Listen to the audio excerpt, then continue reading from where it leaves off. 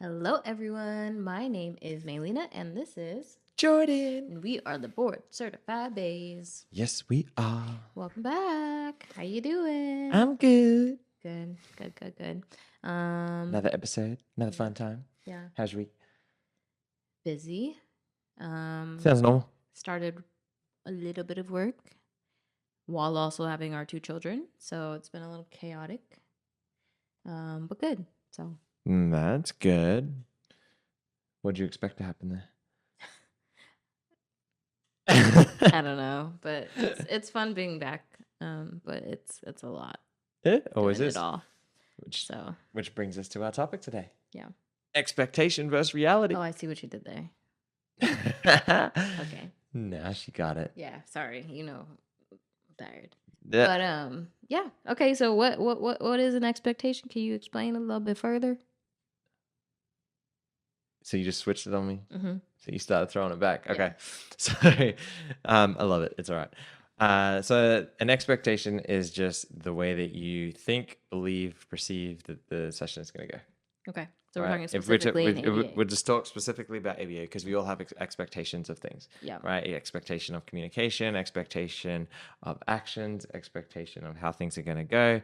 Many people run, play the lotto with the expectation that they're going to win. So, expectations are everywhere, but we'll try to keep this within the scope of ABA. Okay. Because where you're listening to this, you might only have 20 minutes, and expectations versus reality can be a topic that goes on forever.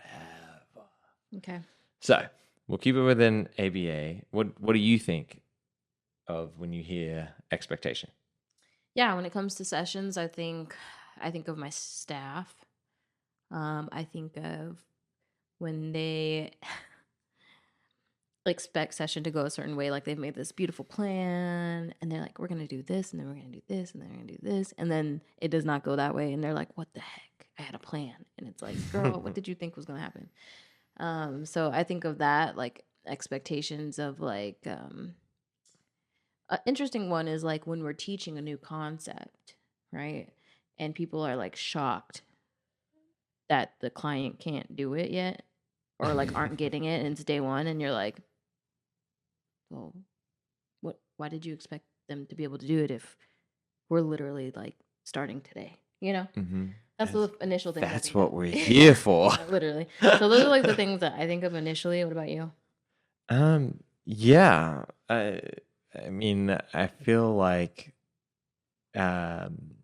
expectations are kind of developed continuously. I think they change and they evolve, but we all start with them. I think an expectation of how session will go, expectation of like what type of BCBA you're going to be, expectation of when kids are going to meet certain markers, Expectation of how your staff is going to be able to just get started. Yep. Yeah. Expectation of That's having one of the hardest. have staff be able to read your mind. Okay, no, but having staff that say they're experienced coming in, then I have an expectation that they actually know what they're doing. But not all experience is made equal. Yes, I'm learning that very quickly. Yeah. Expectations. There's one Yeah. that you have, it seems. Yeah. That's all right. You just learn to roll with the punches, as they say. Yeah, that's a hard one. Right. But developing expectations, I feel like it gets easier for us as BCBAs to shed them or to start being more flexible. At least for the BCBAs that I've worked with on a regular basis, we still make plans on how we're going to do things or what we'd like to do, but we also play into that assessment piece of, is this the right time? Is this what it's going to look like? Can we do this? Can we pull it off now? Because there's so many things that you have to look at. You have to look at the time of the session. Is it a good time to do this now? Right? The staff that's with the client that day. Is this the best staff to do this with? Right? What has the client been up to? That did they eat? Did they have a good sleep? There's so many things that we have to assess. So I feel like once we get over the expectation hump as a BCBA, we fall into the assessment pit where we're constantly analyzing and assessing. That sweet spot, that's when you know you've made it. Yeah. So like you're just assessing, making sure that it's all gonna work. Is this the right place? Is this it? No, it's not. Do this, not that. How about now? Like you're just always in that zone. It's And really teaching us too how to be flexible because it's like, yeah, again, assess, adjust. mhm. Whether it be with our clients, whether it be with our staff, whether it be with parents and how they brought the kid in. Okay, he still has the tablet in his hand, and now we got to transition into session. And I was gonna start with this, but now I got to start with this because it's gonna be a hard transition. Yeah. And I think if we can help our staff members, no matter who you are, RBT, just a behavior tech that hasn't got the credentials yet, doesn't matter. You're still able to produce change, right? If if we can get them to see that assessment zone sooner, it can really help with shedding some of those expectations. But they develop even as you get to know a kiddo, right? So if you know if you've been working with a kid for like 6 months, you can you start to have an idea of how they can do things or how they work with you and so on and so forth, and then that can start uh, changing your expectations of what you want them to do. And then that also could have you turn a cold shoulder or a blind eye to some of the things that you should have assessed earlier that Yep. day, like about eating or something like that, that really may affect um, the way that session is going to go. And if you miss that, it could set you up for a very disruptive and difficult session, Hmm. at least in my opinion. Yeah. Any thoughts on developing expectations? I mean, I think for my staff, as I get to know them, then I start to implement my expectations of them because, yeah, we should have expectations for them. Um, so I feel like that is kind of what I was thinking as you were talking. This is kind of the only thing I could add. Yeah, it's okay. So the expectations of staff too coming in is like, this is what I want as BCBAs. We get stuck in this one. This is what I want my staff to be able to do right Mm-hmm. now. Mm-hmm. Eek. Yeah. I mean, yeah, and I kind of mentioned, right? Like there's staff that say that they have experience and they come in, so then I expect them to know like basic terminology or like how to run a trial like correct. And it doesn't happen. I'm like sitting there waiting for them to close it and I'm like, you know. So like things like that where we do need to work on that. We do need to set that expectation. We do need to like help with those skills because otherwise we're doing things wrong or it can long term negatively affect the student. So uh yeah. It all makes sense. Yeah. It all makes sense. So then the next question is, why is reality so different from our expectations? What do we miss? What does staff miss, do you think? I think um not everyone, but I think staff do forget that I think one of the things staff forget that our kids and students that we work with are also like us in the sense of like maybe they woke up on the wrong side of the bed, maybe they are having a tummy troubles, maybe they're like there's also other things that are going on to this whole human being, and like yeah, maybe they can do something but they're struggling today. Maybe we look at the bigger picture. So I think sometimes it's just like um sometimes staff forget to look at the whole child. Mm. Mm-hmm. Mm-hmm. Absolutely. Uh, there's a big part of what we do where we have to take into account the whole child. Mhm. That's what we're here for. Mhm. And I know we've talked about some of that stuff on other episodes, so I won't dive into that. But yeah, setting those expectations is setting yourself up to fail in those Mhm. situations if you are not aware of what you should be paying attention to, Mhm. Mhm. right, for that day. Um, yeah, and I think we should normalize that kids can have bad days. Oh yeah.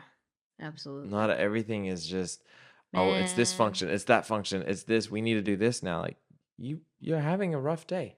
That is okay. you have 30 mosquito bites on your legs cuz it's summer in California.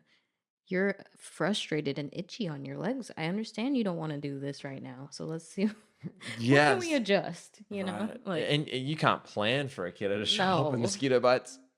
Yeah. So, yeah, I think all that goes into reality being different. We have our expectations. We do what we want to do, what we want to do to help and make a difference.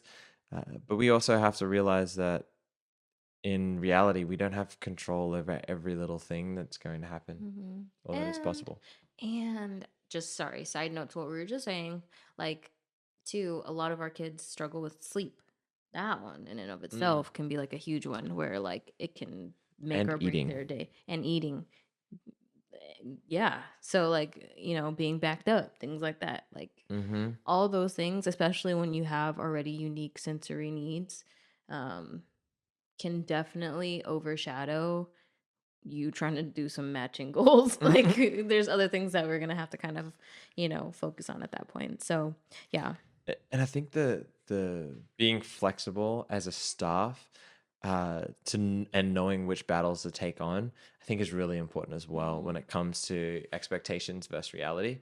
I think that uh, making those changes in the moment is something that staff need to be more comfortable with.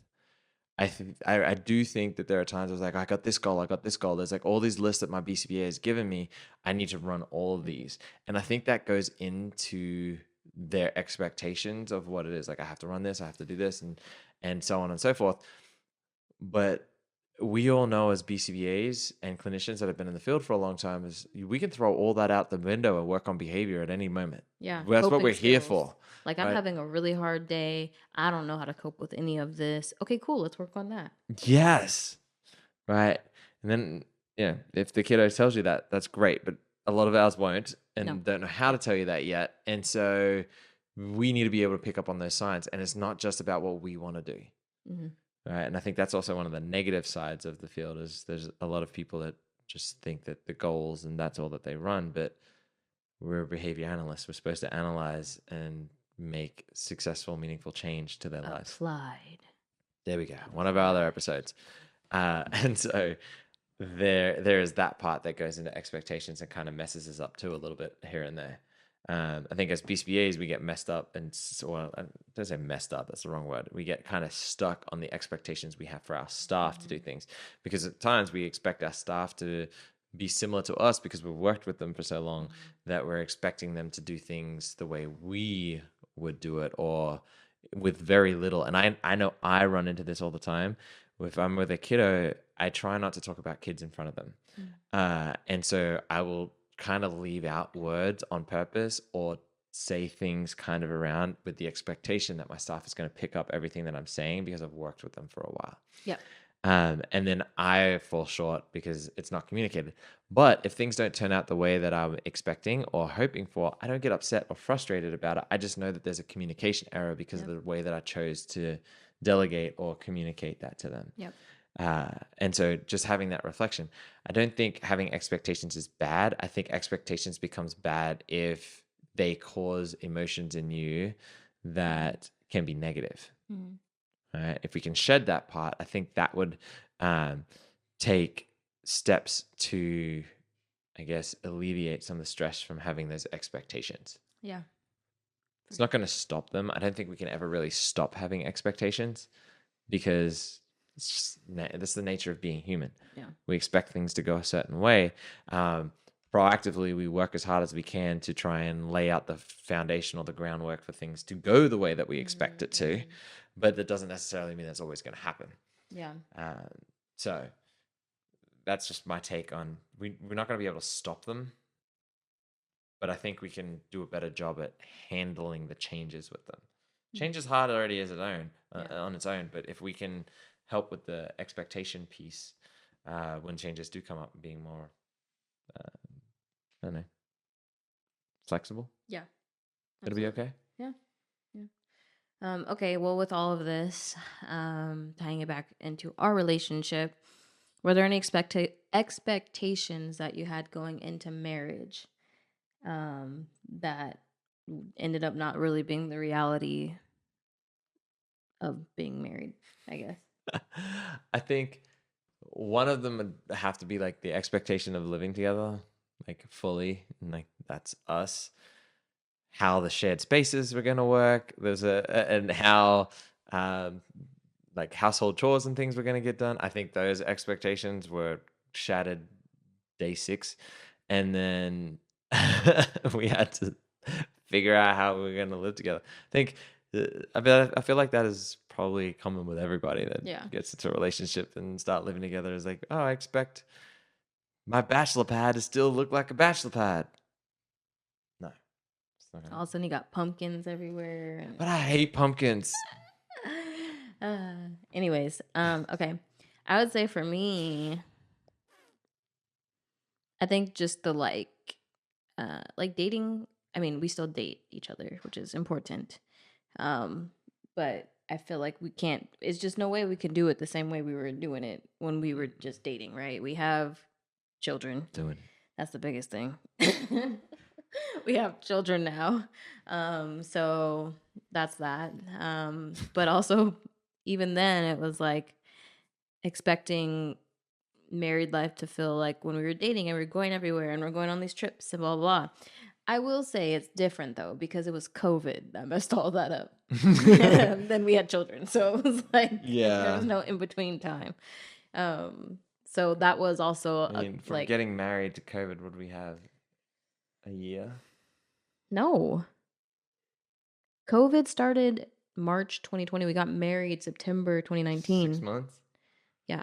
So we had 6 months. I mean, it started in America March 2020. Well, then you just basically became my cellmate. Yeah. Because of COVID. But we made it out. So that's the thing is like, I don't necessarily think it's our fault that we weren't dating each other. We tried to do a lot, like, you know, We stuff had at in-home home. dates, Yeah, but it's yeah. not the same. No, it's not the same. It's cheaper, You know? but it's not the same. Yeah. But that was like one of the things that I was like, oh my gosh, we're gonna go on all these dates. We're married now. We're gonna go on these trips. First of all, I don't know where I thought we were gonna get that money from because my job was paying me like $3 an hour. But I could not have fathomed that COVID would happen and then we would go nowhere like the rest of the world. So Yeah. But the expectations of how that looked, how we were going to make it through COVID was also different too. yeah. I feel like the 2 years of COVID or a year and a half, whatever it was, I feel like that is because you were my cellmate. It became Actually, I was out. I was out the house. not in the beginning part. I was. Okay, between March and I guess June, I was home.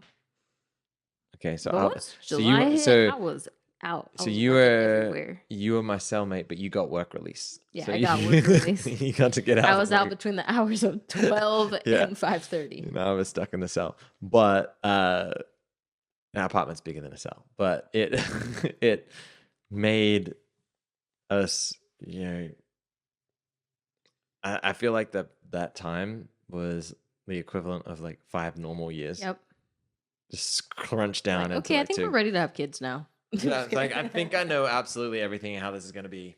Can we just have our 5-year anniversary now? Yeah. It's like Which is coming up. Anyways, so yeah. Okay, Yeah. well, that's all.